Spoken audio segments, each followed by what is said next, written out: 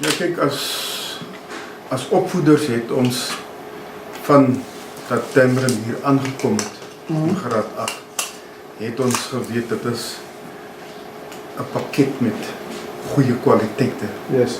En Tamarin was maar net die hoofdogter gehalte en sy was in 2010 was sy ons boeksleerder. In 2011 was sy Miss New Orleans en in 2012 was sy ook ons, het ek nou reeds sy hoofdogter. Ja. Nie Doeks, Miss New Orleans en hoofdogter. En al drie is drome wat sy gedroom het en al die drome van haar het uiteindelik waar geword. En van haar ander drome was natuurlijk om eendag met Juffrou Suid-Afrika te doen. En dit het gebeur. Yes. So, Tamarin was maar net, of is daar die persoon wat gefokus is en sy baseer haar lewe op drome en dan sorg sy dat daardie drome uiteindelik haar lewensdoelwitte word. Yes. En sodra daardie die ander basis waarop sy ook haar lewe baseer is om hard te werk om die drome te verwesenlik. Yes. En natuurlijk baie belangrik vir Tamarin is ook die persoonlikheid wat jy saam met jou dra op daardie pres. Ja. Watter inspirasie hoop u put die huidige New Orleans leerder uit Tamarin se prestasies? Om hardwerkend te wees, om vir jou lewensdoelwitte te stel en natuurlijk daarbij om nederig te wees. Dat is van die belangrikste inspirasies. Yes. As skool is dit natuurlijk verskriklik trots. Ons stap met breë borste.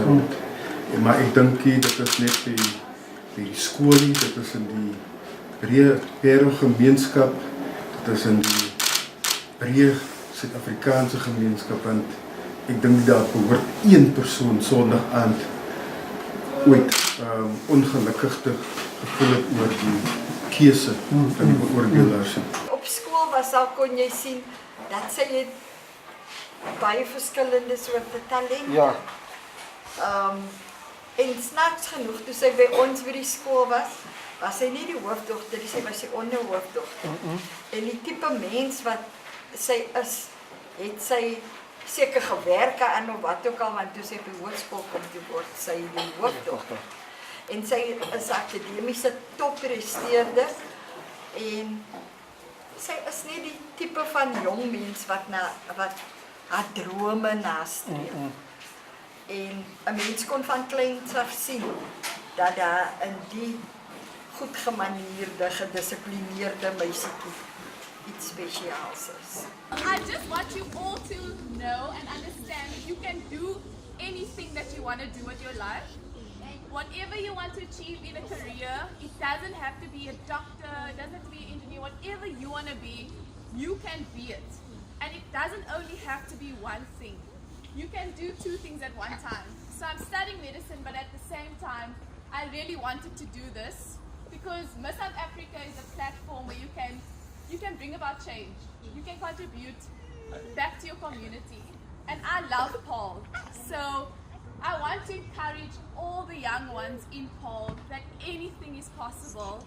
And that's why I want to thank you guys so much for everything.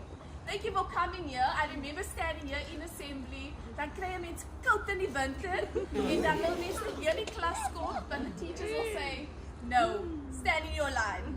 So I used to play hockey here. I used to play netball. I remember Mr. Baxter.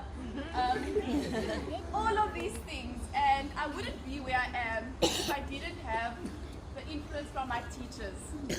Or everything that they put into me is part of who I am today. So really enjoy being at school.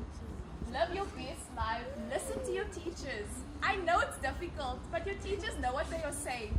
They are telling you to work hard and you'll get somewhere someday. And that is very important.